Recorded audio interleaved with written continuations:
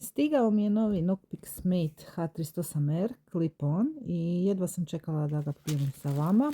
Radi se o termalnom clip-on uređaju koji se montira direktno ispred dnevne optike bez potrebe za skidanjem ciljnika ili promjenom navika u gađanju. Upravo to mi je bio jedan od glavnih razloga zašto sam odabrala baš njega. Posebno mi je zanimljiva LRF verzija sa ugrađenim daljinomjerom, što u noćnim uvjetima znači puno precizniju procjenu udaljenosti.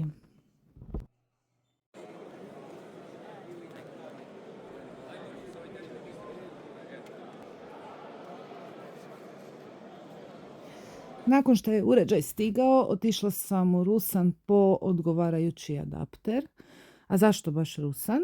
Zato što su njihovi adapteri precizno obrađeni, imaju savršeno centriranje i čvrsto zaključavanje bez lufta.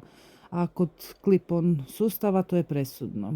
Ako adapter nije savršeno poravnat, gubi se preciznost. Odabrali smo adapter točno prema promjeru objektiva moje optike, a montaža je vrlo jednostavna. Adapter se postavi i zategne na objektiv ciljnika, a clip-on se potom navuče i zaključa pomoću brzog mehanizma. Sve je bilo gotovo u minutu doslovno, ali uz profesionalnu provjeru da je sve savršeno poravnato.